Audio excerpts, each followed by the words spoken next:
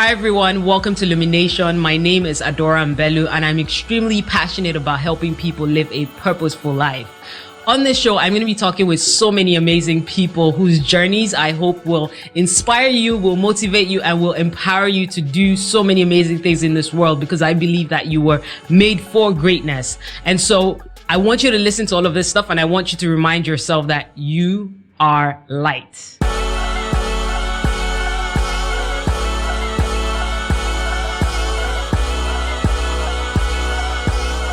Today's guest is Adenike Oyetunde, a non-practicing lawyer who delved into the world of media, where she had the only legal show on air discussing topical issues and giving free legal counsel. Her passion for conversations around the plight of disability in Nigeria led her to establish the Amputees United Initiative, a social group specifically for amputees. Through this foundation, she has become a goalkeeper via the Bill and Melinda Gates Foundation, using advocacy to push for and encourage the inclusion of persons living with disability in Nigeria. She has spoken at various events across Nigeria, including TEDx, and has been nominated for several media awards. She's also the author of Adenike, a self-titled memoir.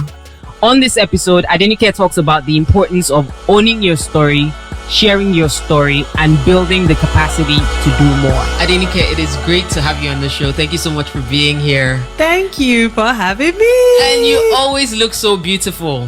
What's the secret? Don't lie. Tell everyone the secret. You always look beautiful. I'm serious. Spending a lot of money to buy things that for my face. But yeah, I think another thing is I've intentionally just decided to insulate myself.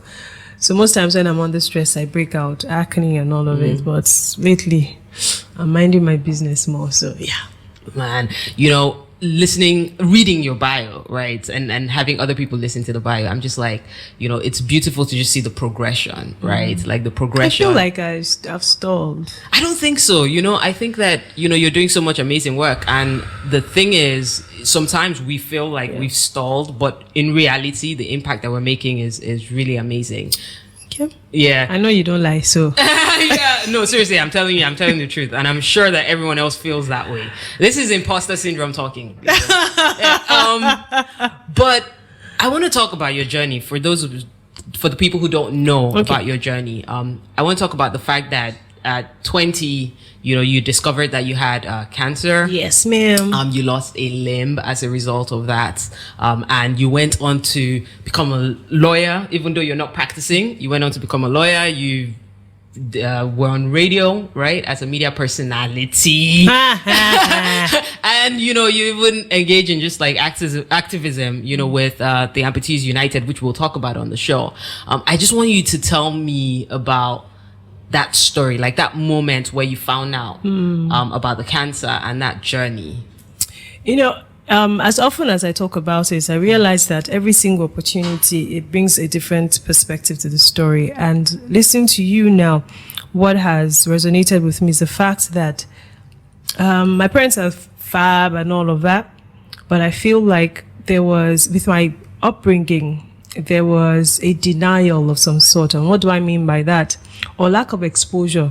That's a better description. Such that when I was told I had cancer, very honestly, I may have heard about it maybe once or twice, but I didn't know what it meant. I didn't know anyone who had survived it, anyone who had beat cancer, anyone who was living with a special need or disability, as the case may be. Yeah. And the reality is there were people in our environment who were in these places, but somehow I didn't know them. And I'm sure that my parents didn't know any better.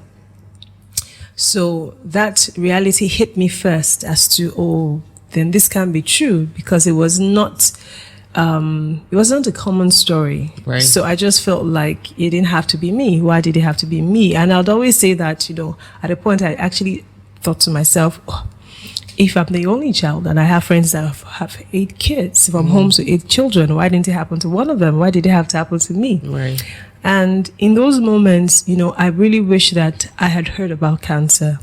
I feel very strongly that if I had heard about cancer, my denial would not have taken as long as it did take, because owing from the domestic fall in the house, and then it started out in my knee.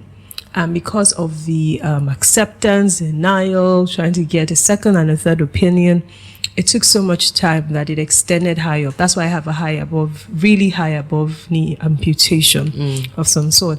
And when I would wear my prosthesis, or when I would go to get a new prosthesis, I'm in that space where I'm trying to also go to get another one, but mentally I'm not ready. Right. I would always question, what if I had a longer residual limb? Would walking have been easier? And the only reason why I don't have a longer residual limb is because we had denied that reality, because it wasn't a familiar terrain. And I'm not saying that diseases or the diagnosis would have been a familiar terrain, even in a family where they have probably lost a loved one, but it would have been more familiar in the terms of the existence of the ailment.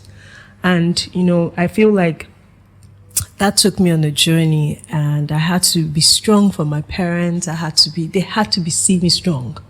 I'm not sure if it was a responsibility I unilaterally put on myself, or it was just a circumstantial, issue. Right. But I just felt like I had to be strong. They had to see me, yay, And in that instance, I will never cry in front of them. I will never break down, especially after the amputation. Pre-amputation, I was living in constant pain. In 24 hours, I probably was pain-free like 2 hours. And in the 2 hours, I'll just quickly catch a nap of some sort. So I'll wake up again, and, the circle, I'd become so accustomed to pain, such that when I had gone back to the hospital post-amputation, hospitals would scare me, I would run away. Once I just see a syringe, I'm like, hey, you guys, Because you had associated them with that But fear. what it also did do for me was, now I try to discourage self-medication. So if you tell me you have a headache, for instance, and we see that it's persistent, I'm the one person who say, you have to go to the hospital, because I feel very strongly that if we had caught it earlier, just maybe, and then when I met someone in Nigeria who was caught earlier, they flew out of the country. They had the funding to fly out of the country, right. And then they took out the bone. They did one thing on the bone, and she has both her legs. I always would question. Back then, I would always question, what if we had the money? But even with the money, unfortunately, we were not blessed with the exposure. Even the people around us couldn't even avail us of that exposure of possibilities of, okay, what if this is this? Right. And we had been sold the idea that it was so late that there was nothing we could do. But I remember very well, my knee was still its regular size as my left leg. And at the end of that journey, my leg had grown as big as a basketball, almost twice the size, because that's what cancer is. It means that your cells are abnormally growing, and there is no end. So it just keeps growing and growing and growing, and before you know, it starts to eat itself and all of that stuff. So that journey has made me better understand what intentional parenting is when it comes to making your children understand the different realities that exist outside of the four walls of your home, outside of the four walls of their school, outside of the four walls of their whatever religious affiliations that you have, or the places that they go for leisure. And that actually does help. And I see it every now and then when I see children who are exposed. You can tell the difference, right? They are intrigued, because seeing one person with one leg is an anomaly, but their questioning differs and their curiosity does differ from a child who has never seen or heard or doesn't know what a crutches is. And sometimes it's tiring. Like, you just be looking at parents that do your job. It's not my job to educate your child that there are people different from them. So maybe it's as a result of my now being on this disability journey. I love that you talked about intentional parenting, because I think that, that's something that's very important. And it's something that we don't necessarily practice in the environment that we live in currently. In Africa. Correctly, meaning we're going to Canada. We're going to Canada. Right. But, it's like, and I think there's also that fear, of even over-educating your children, and just the worry of what that over-education will do, especially because sometimes there's that mental limitation that, it's Western education and, Westernized thinking is wrong and all of that, versus it's knowledge, and we should all have access to that knowledge, I also think that, while you're talking about this, I'm thinking about the fact that, there are many people who have gone through similar situations as you have, and have made decisions, to just sort of not be in the limelight or not be out there. So a lot of times they will choose careers that sort of keep them behind the scenes because of that fear of how people see them, and they don't want to be visual. And it's like every time that I've seen you, I mean, obviously you became an on-air personality, you were on radio, that automatically just gave you a lot of influence, and gave you that that popularity, and you were out there.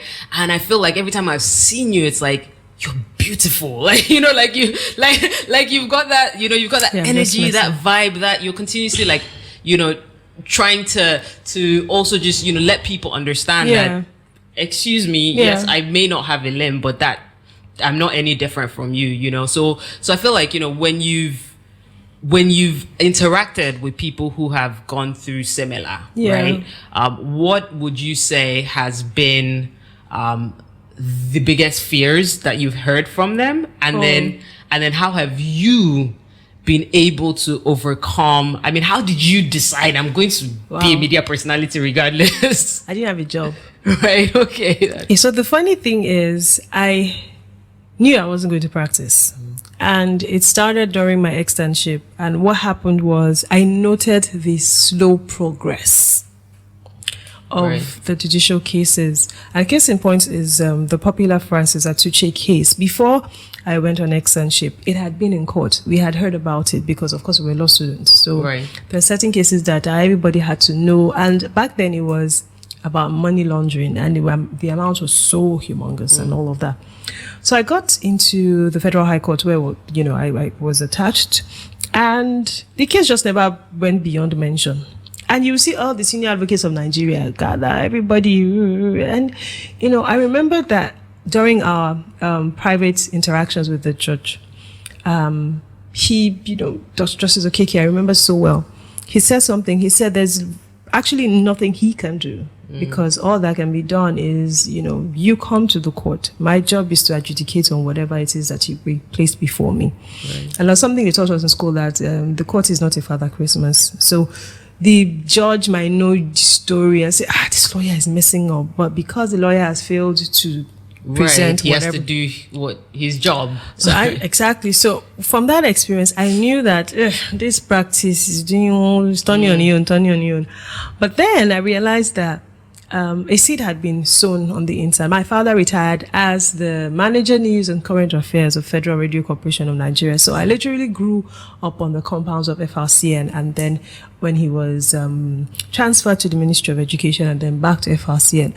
So I grew up on the compounds where there were quite a number of studios, news studios, the likes of Sunny Rabor, Bisiola Tilo. So I was endeared to it. Okay. I loved how they used to sound. I was like, yeah. But all that used to excite me was a child. I'll just run around. All of us, they bring their kids on Saturdays, would run around. And then one day, they used to have a studio drama. One person was missing, and then they called me to just come and, show your face, be there. Just come and drop your voice and shout. Yeah. So I did it. I just rubbish. Just make all those crowd scene where a lot of people, so it wasn't like they gave me a specific role that, hey, you're playing a character.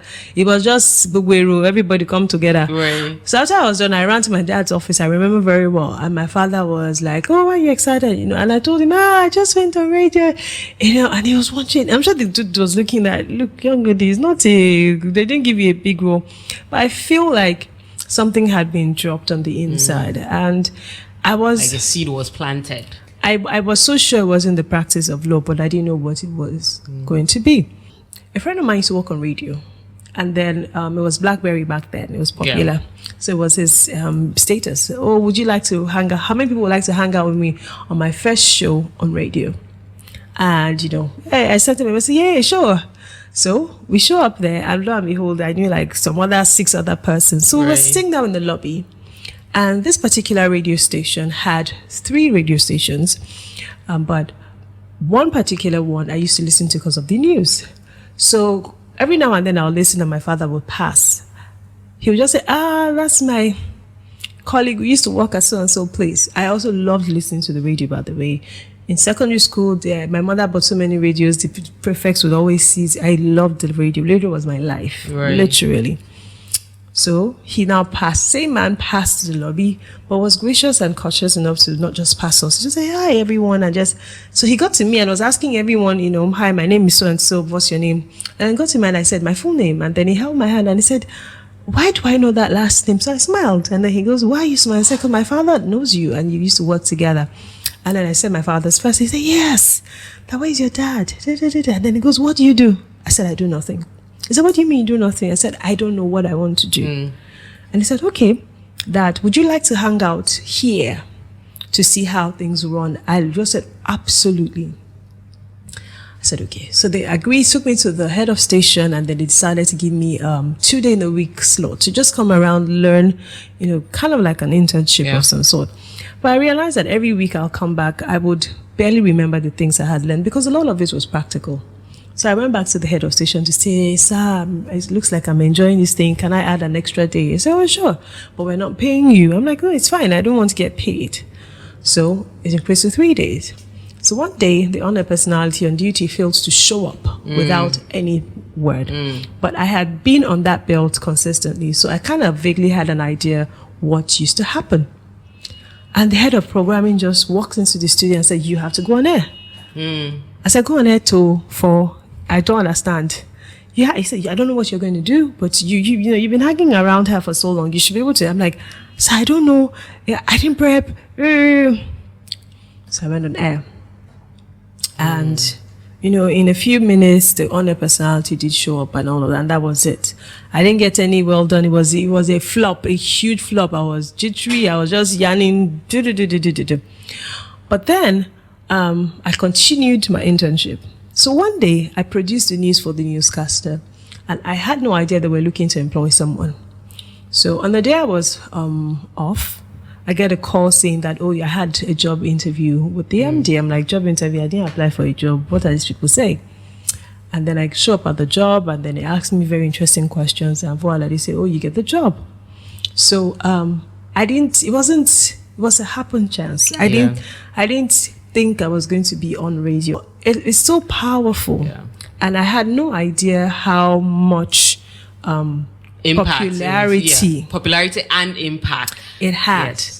And then now mixing it with me owning it, because it took a while. I got the job wearing my prosthetic limb. Yeah.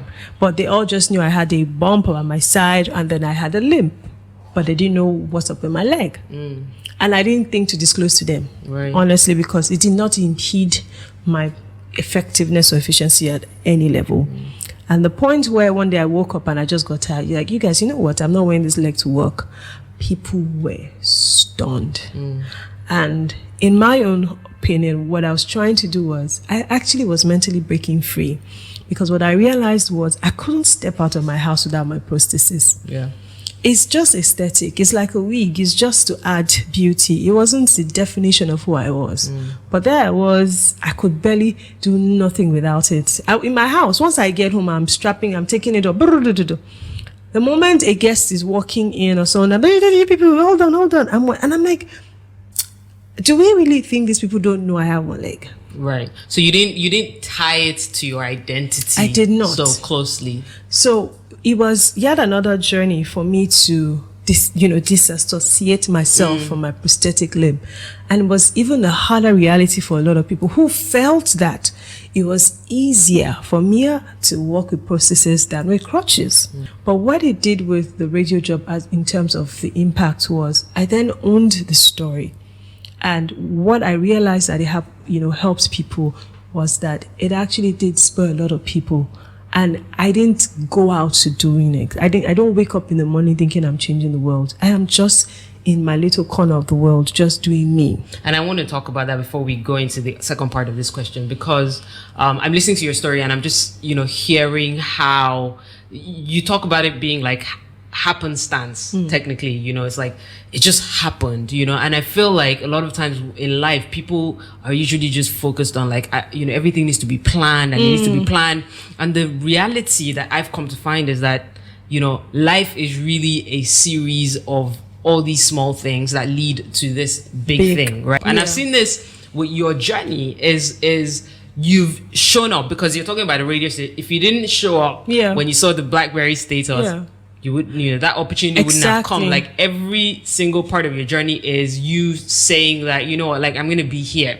I don't know what it's going to bring. I don't know, where this is going to lead, but I'm going to show up. And I remember when when there was a conference that I was attending, and I remember you saying, I'm so glad I showed up to that conference because it was like a turning point in my life. So again, it's been a recurring thing on your journey where you're like, they called me for this meeting, I'm going. Let's go. like I don't even know what this is about per se, but if you feel it in your spirit that you're meant to go, you go. Exactly. So that's where I am. And I realized, I just recently realized that is where I've always been. But it did not stand out to me until I got to a place where I understood that I was owning my presence, where I am present in every moment of my life.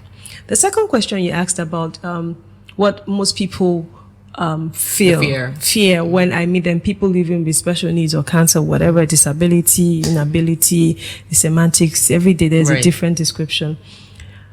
The biggest fear is acceptance. And I'm answering this with the last person I met. And the young man wasn't even concerned about his life. He was more concerned about what will people say. What will my friends say? How will my friends react? And I remember asking him, have your friends come to see you at the hospital? Right. And he said, yes. I said, so what did they say? He said, nothing. They were just praying and encouraging me. I said, so what are you worried about?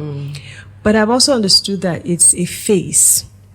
And, I will meet people and explain to them that, look, just shorten this process. I can bring people like you and myself who can just share our experiences. So you shorten your healing process and your journey. Just It doesn't have to take you this long. But what I realize with humans is that once your mind is made up, there is nothing anyone can tell you. And I'll give you an instance. Because it was cancer and we're in this part of the world where anything that doesn't have a cause has some mysticism to it. I meet people virtually or physically, and they say, oh, my cousin has just been diagnosed with cancer. I want you to speak to my cousin. And then I speak to the cousin, and I hear that the cousin is very, I don't know, the doctor said this, so what do you want? So, someone came and said that if they take me to so-and-so place, there's one juju man who can help me. So one of their biggest fears is usually societal acceptance.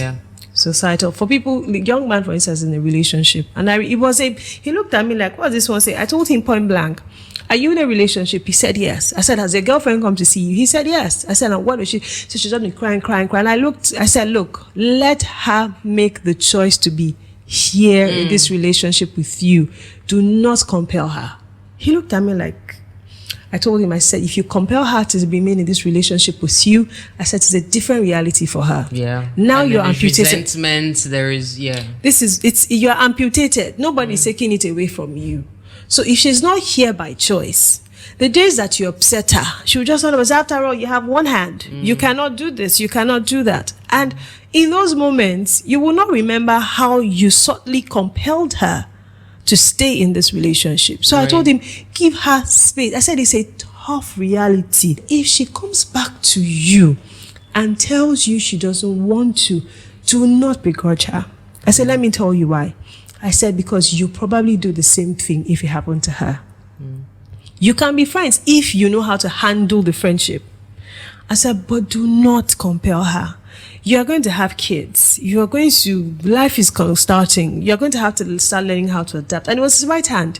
So you're going to have to now start learning how to write with your left hand.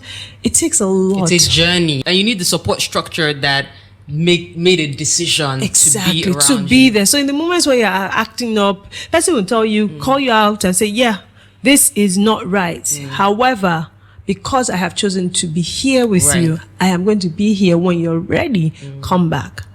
Then another thing that always, especially with us, is usually the financial independence.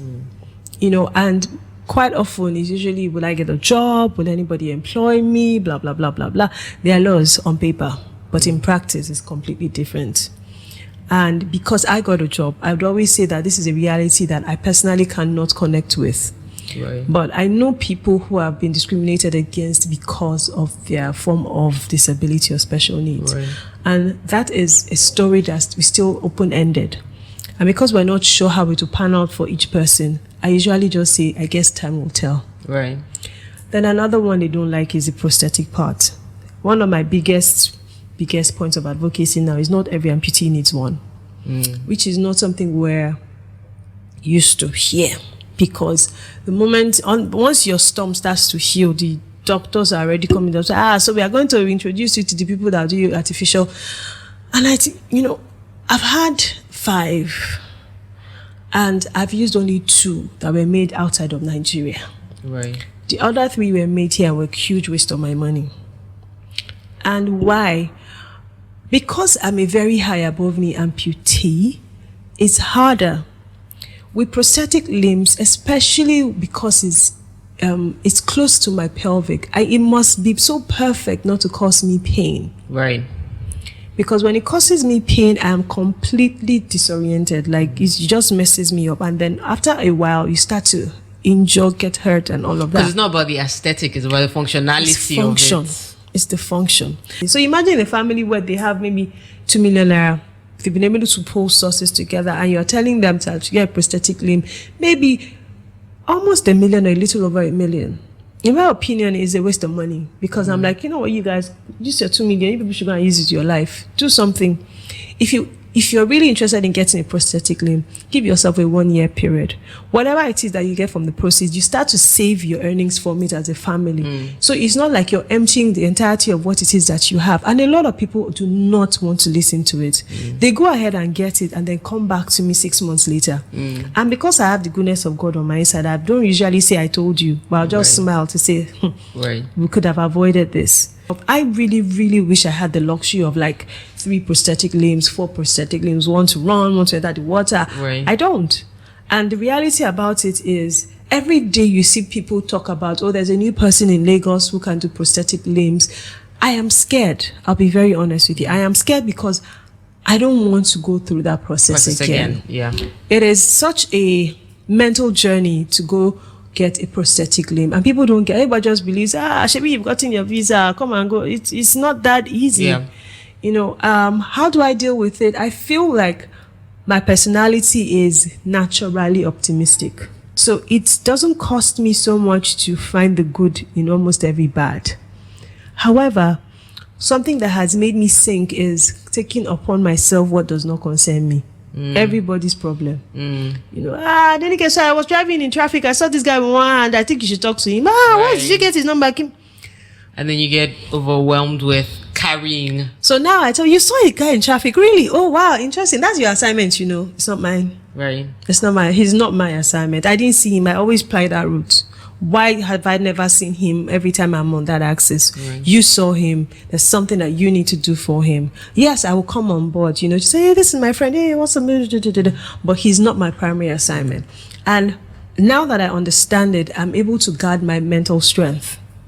It's still a struggle for me as a person, because some days I'm just, you know, so I'm now better able to understand the things. But I suspect that one of it is my disposition to life, which is one thing that pushed me during my chemo days and all of it.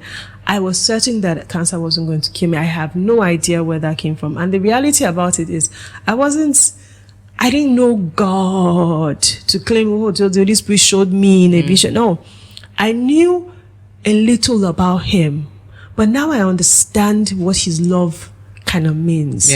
So it gives me a better picture of why there's certain things that will not kill me. I just lived for the next day. I wasn't even looking at the Christmas of that year. I was just waiting let me just see the next day. Let me just see the next day. And I strongly, believe that that's one of the things that has continued to help me. This is my one day at a time movement where, you know what, we survived today. Hallelujah. Let's see what tomorrow brings. I mean, thanks so much for sharing that. That was beautiful, by the way. But, one of the things that I'm hearing in everything that you're sharing is also that connection to humanity, right? So obviously, as a result of your journey and what you've been through, it's like you have an assignment, right? And I don't even think that your assignment is just to people who have gone through a similar experience. I agree. But it's pretty much to everyone, because you're like a bridge, right? So it's like you're right in the middle, and then you're teaching the guys on one hand who have been through this experience, and the guys on the other hand who have no knowledge of how to handle or integrate, I guess, with people who have been through this experience. So it's a whole responsibility. I don't mean to put pressure on you, but it's like it's after a vivid description, right? That you now put. I don't feel. I don't. Okay. Because I can see your face. You're like, it's like a lot of pressure. But but you have all of that responsibility, and obviously you started Amputees United Initiative, which you've been doing amazing work with, over the past 2-3 years, yes. I think, since you started it, and it's just been beautiful to see again that connection that you've been able to build. So beyond even the initiatives that you have and the awareness responsibility that you have with the platform, people just being able to, I guess, remember like that I'm human and that other people are human. And so I see that this is also a recurring thing on your journey. And then you even do stuff where, like, on social media, for instance, like I've seen, like, where you take people's matters personally. Even if, again, it's not always about disability or special needs. It's like, this somebody person is slapped manual. This boy. Somebody slapped this girl. Like, you're like, I'm going to take this personally. So again, it's, for me, it's that I can see that clear line between I want to solve problems. And it's interesting because you did it on radio as well, right? So when you're on radio, you were also trying to solve people's problems. You were also you were giving free legal advice. So it's really a solution mindset. It's a how can I, fix, I've identified the situation. I'm blessed with, and I'm blessed with knowledge and exposure about this. I'm blessed with some level of access, and how can I, help use all of this stuff that I've gained to solve a problem, and that's like, it's beautiful. But saying all of this, right, what actually drives you? And I'm not even saying this to try and get a cliche answer or oh, it's my situation, because it really may not be, but what drives you? Like, when you wake up every day, like, what makes you say, you know what, I'm doing this, regardless of how you feel, because we know it's not easy. Wow. I feel like in the past few months, reading books have driven me. The need to complete a book. That has pushed me, very honestly. I'm not propelled by fear. And I say that unequivocally. I'm not propelled by fear. And why is because I better understand now what living in the moments of my life mean. If you've had a near-death experience, you realize that it takes less than a second for you to transit from life to death. And sometimes I forget myself, but I try to keep myself grounded to the extent where I understand that because you survived, there is a why. I suddenly just want to start a family. That I feel like there is a call higher than just my own personal need to procreate. That will propel the kids or child or whatever it is to continue what it is I'm about to birth. And I humanly speaking, they'll say it's legacy, but and I understand that my legacy is not just how much I leave in the will, but is what I do every single day.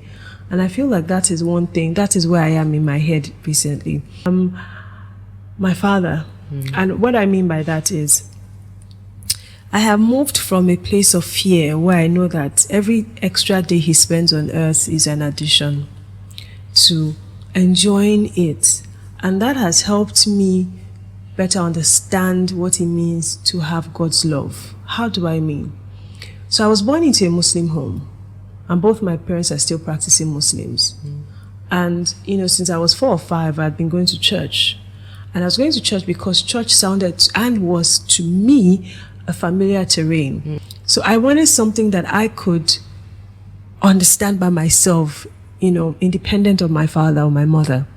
And Christianity was what it was for me, apart from the fact that they were giving us rice and drink, which was very attractive when I was 5. The stories were endearing. The stories were beautiful. The stories were told to me with such lasting impressions. The stories of humanity were shared with me with a core as being who we are. And that was what just pushed me. So when I see my dad now, I understand that he just turned 75, and my call to buy, we never had pictures. Yeah. So they would always disturb me. Oh, you don't have the call to buy pictures. And, I surprised them with a photo shoot, and I'm sure my father cried, because the next morning he called me and he just started to pray, and I just started crying. And he said that when he saw the call to buy picture, he said his exact words were, "Now I'm fulfilled." And it occurred to me, it's just a picture. It's just an ordinary everyday picture. This guy is not talking about purpose or will, right. And it occurred to me that really life is actually in the simple things. And we are the ones who complicate it. So the need to see him live even more fulfilled through the many things I will continue to do for as long as he's here for, is one thing that I know for a certainty has pushed me in this new season of his life. Why I'm saying all of this is because I didn't want to say, oh God, Holy Spirit, my purpose. I found out that my purpose are intertwined in all of these things I've mentioned. Right. And I've run away from defining purpose as this almighty mystic thing, and just try to simplify it so that it's something I can relate with. And which I realize is one of the things that gave me peace. There is always something that the world says that I can't do. And I'm not proving a point for them. It is me telling myself that possibilities exist. Yeah. When I climbed the Lumina Rock, it was just a regular trip. But people didn't understand that what it meant for me was, in my head, I was getting to the very top. And I took the picture and it actually went viral. And I'm like, okay, this was just it. So there've been certain times in my life that have reiterated to me that though I have tried to run away from the fact that my life will continue to propel a lot of people. I took a picture in my swimsuit, and I remember a number of people that said, I have never had the audacity to do it. And what I realized is the world will continue to define what you should and shouldn't do. You accept what you want to do for you and just do it. And these are the moments that just tell me, you know what, just do it, do it. So next year, one thing I know I'm going to do is to learn how to cycle. And I was telling my friend, someone has to buy me a bicycle for my birthday. Right. Because I realize that when I get it as a gift, it compels me to honor that person's gift and not just continue to watch this thing, or what will I do with it? So there are always new grounds to break. Always new grounds to break, especially with special needs in Lagos, in Nigeria, and across the world. I feel like this entire conversation has been about owning the story, then telling the story, and then, most times it ends at telling the story, right? But it's telling the story, and then it's building even more capacity for a bigger story, right? Because that's what you're doing now, and that's where you're going. Is I've owned my story, I've been telling that story, but now I'm building even bigger capacity for this new story that everyone's going to get to hear. I'm not trying to give you pressure, I told you. But yeah, it's completely inspired me, and I know it's going to inspire everyone who's listening to this. Thank you so much for sharing that beautiful story. I feel like we need a part 2, but we'll probably do that at some point. Thanks so much for sharing from your heart. Thanks so much for being open and just, trusting us on the show. Thank you for having me. All right, so before you leave though, where can people find you online? In my house. Oh, online. Oh. And we're going to put it on the screen. So everything that you said. Yeah. Thank you so much. Thank you. What's up, Lumination Tribe? Subscribe to this channel for more insightful and impactful learning. Check out our website, luminaworld.com, for show episodes, resources, and events. Let's continue this journey of growth.